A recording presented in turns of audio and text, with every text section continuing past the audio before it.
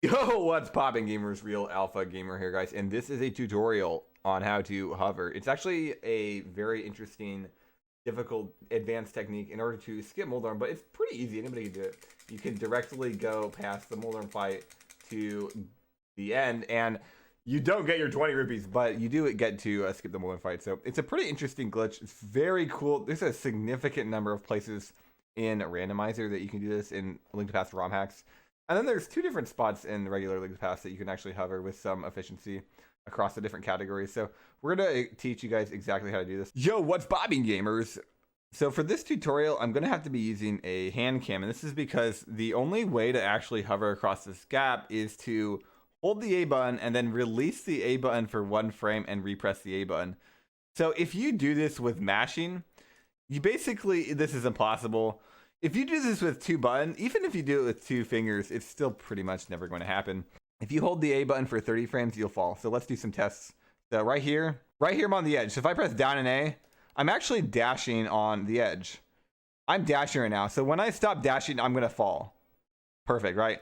So if I start a new dash on the edge, I actually continue to dash across. Right here, I'm continually refreshing my dash. And every time I refresh my dash, repressing the A button for 1 pixel or 1 frame, I'm able to stay in air. And you can actually move around abusing this. So if I do it for 2 frames right here, I'll fall. You have to be 1 frame, and it cannot be longer than 30 frames. That's because 30 frames, you start a dash. Now, gamers, there's 2 different ways to do this. Most people actually hold the controller like this, and they use their thumb to move the stick, or even like this, and they slide their hands like this. Now, I tried this out, and I do not like it. And the reason for that is because the controller is not actually flat right here, right? There's these buttons that get in the way, and you can see I just mapped. Yeah, frequently when people hover like this, they frequently map. And then on top of that, I think it's kind of difficult. It's basically impossible to have your knuckles right here flat on the A button without touching these buttons. It just seems ridiculous to me to do that. So what I do to hover it, I actually hold the controller upside down, and then I use this finger to change where I go. And then I hold my fingers over the A button kind of like this, and I'll slide over the A button with these fingers, and I actually will end up going across. Now, there's 3 things to keep in mind here that actually make this consistent. And sometimes what I'll do is use my thumb like this and hover left to right. Now let's talk about the strengths and weaknesses of this. So the way I'm hovering is specifically built to hover in a high pressure run under PB pace on this Moldorm fight. It's specifically built for that. It doesn't matter anywhere else. I'm not trying to hover at any other kind of gap. I'm not trying to do any other type of hovering. When you hover like this, I actually do think it's a little bit easier to move your Link around. When you hover like this, it's very difficult to move Link around because you're using this finger, right? Now, for Moldorm, what's the issue? Basically, during the screen transition, I change grip right here, go through the guy. You do a dash and then you press down. So hovering here is really simple. On top of that, I can use my middle finger to move left or move right. So for hovering this gap, it's really easy. Right after I go these stairs, I just change my grip back. It's not a problem at all. Now, I've actually hovered the super tile in actually in a ROM hack called Parallel Worlds. There's a ton of hovers in Parallel Worlds, and I was able to hover the super tile using this grip method. So I think this grip method is actually better than the other method. Now let's go into exactly what it is. The reason this grip method is so good is because, first of all, your knuckles right here are touching flat with the controller. This improves consistency. Also, you get your fingernails can touch these buttons. This helps improve your grip when you're under pressure. Because when you're under pressure, you're going to be nervous. You're going to be shaking. You want everything to be very consistent and straightforward and transparent. And so when you're able to line your fingers up with these, with the X button and the B button, like this, it's mentally a lot easier to do. On top of why this is good is because the distance, the gap you need between your fingers is actually the same as these 2 buttons. Personally, I do actually space it out a little bit more, but I would just stick with these 2 buttons like that. The third thing or the second thing you really want to stick to, you need your finger over the A button. It needs to cross completely over to the, with the middle finger. So I'm going to do this like this. Basically, yeah, I need to cross all the way over. Right? This is too low. Usually this is what people do when they hover and get nervous. And this is why you'll fall. If you're doing this, you're going to dash off. If your fingers are like this far apart, guess what? You're going to fall off, right? So you really want your fingers to be exactly these 2 buttons. And you want to go at a rhythm, it doesn't actually matter how fast you go. I'm going to show you guys right now that you can go really slow and still hover. It doesn't matter how fast you go. Like, I'm going incredibly slow right now, and I might go too slow. No, I mean, this is insanely slow. And I had to eventually slow down enough to fall off. Yeah, you can go pretty slow and still succeed at that. At the same time, you go really fast. You can actually go fast, and you actually get across faster if you go fast. But again, I'm trying to hover on a PB pace or world record pace. Like, I'm not necessarily trying to get across the gap super fast. Another problem with going really fast is sometimes the startup is an issue, and then also if you're nervous, you're not able to think correctly. So that created the third thing that's really, really important. The third thing important is pressure. If you're not putting pressure on the A button, and I've been doing this a lot actually in my runs, you'll just fall off. So let's make a safe state. If you're not putting enough pressure, you will literally just fall off. And that wasn't a issue with the distance between my fingers, and it wasn't an issue with crossing over the button. It was an issue with pressure. I just literally wasn't putting enough pressure on the controller. What this means in a run, when you go for this, you absolutely want to put pressure on the A button, and then you need to make sure your fingers cross over the A button. If you do those two things, you pretty much will never fail this in a run. That's really nice because it boils down a pretty difficult trick that why am I failing it into always the exact same two things. So the speed doesn't really matter. You just need to put pressure and then cross over the A button. You don't even need to look at the screen. This is really nice, and it works really well for this fight. So also, let's go into specifically Moldorm 2 and some differences in this fight, and then why I dash to the right instead of walk, because I used to walk diagonal. In this fight, it's actually faster to walk diagonal and then start to hover. The problem is, you can notice the Moldorm's right above me, and Moldorm actually doesn't have a completely random behavior pattern. Basically, Moldorm has 4 behaviors. He turns left, he turns right, he goes straight, and then he goes at you. And he picks randomly from those 4 behaviors. I don't know if he goes through all 4 behaviors and then starts over, or if it's a completely random. Problem is, he was just moving in a straight line, so he's about to change behaviors. If he goes left, he's way too close to me. If he goes at me, I'm gonna fall. So walking, usually you get put in a really bad situation. Dashing, I've noticed you get put in a better situation. Right there, he turned. So I would be fine if I hovered there, but are you really gonna risk that on world record pace? Seems a little bit ridiculous. If you dash, you get way more familiar. Okay, that's just bad RNG. That's actually why I like hovering, because you can avoid that. Yeah, if you dash right here, you actually can react to where he is. So right now, I can be like, oh, wait a minute, I can hover down. So let's try to hover down. Perfect. Let's do another example. So let's say I am dashing again. Okay, I immediately know I can hover down, right?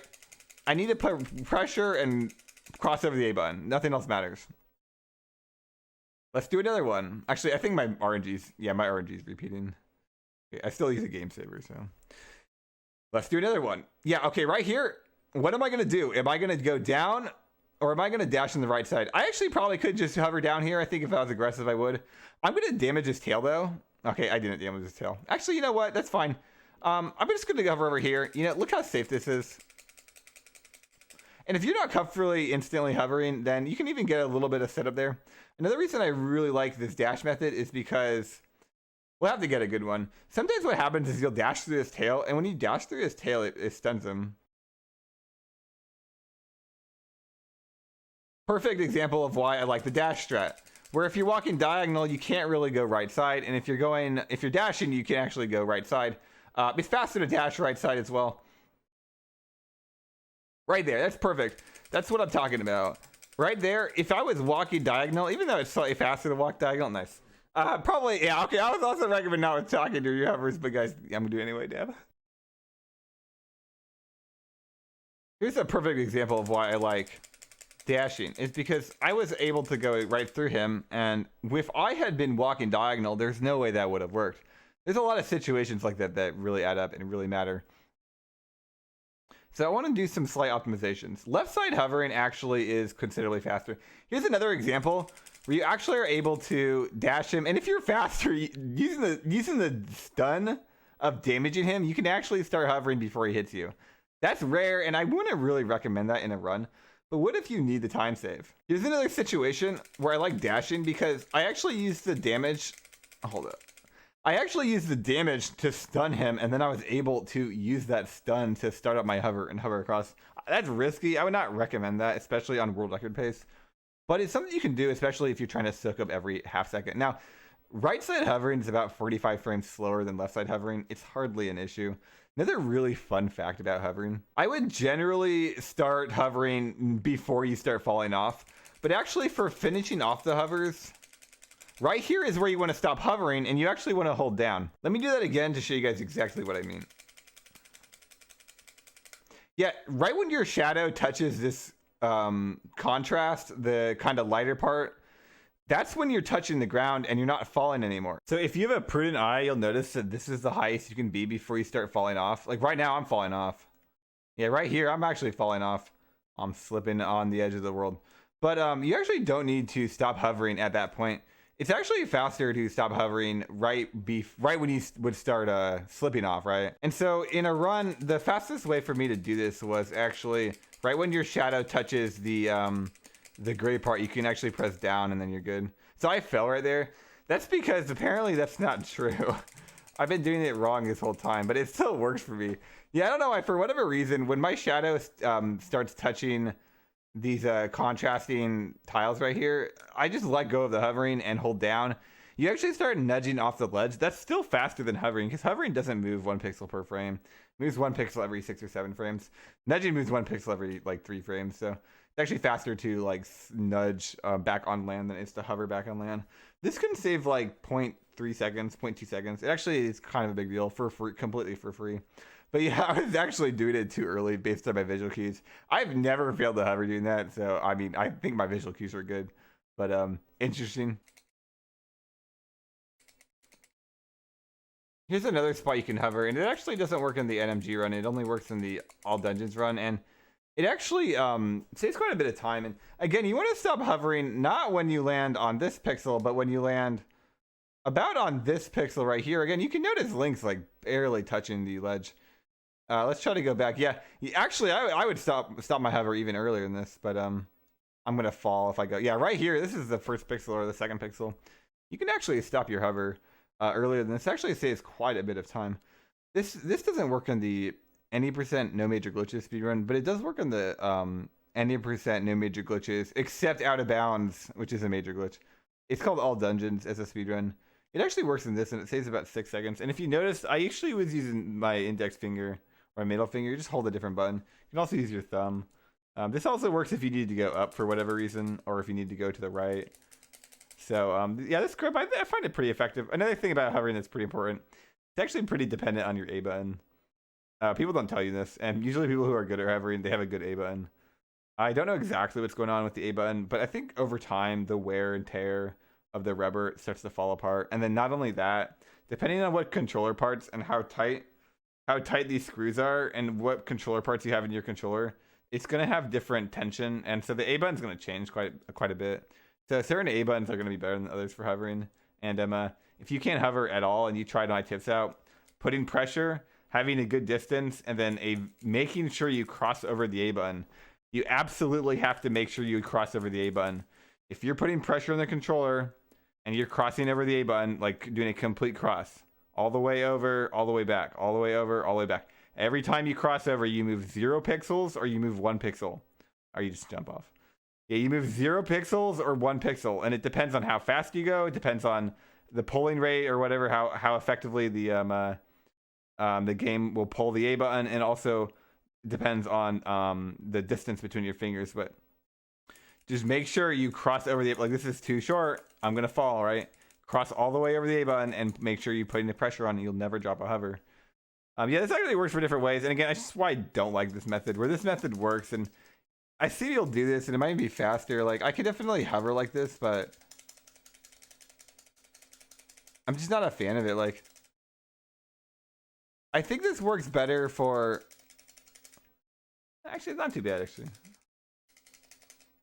I think this works better for like if you're trying to change directions more. I think in runs though, it's not nowhere near as effective as this, because in runs, again, you're under pressure, and hovering is difficult under pressure. It's not difficult. It's very easy to do for fun, to show your friends. It's really easy to do. doing it when you're nervous in an hour and a half run or in a 3-hour parallel worlds run, you need a reliable way to hover. So, anyway, guys, I hope this guide helped. Make sure to have a great day. Subscribe, like, comment. And if you have any questions about hovering, it's a really difficult trick. It's really easy to do, really hard to master. Let me know in the comments.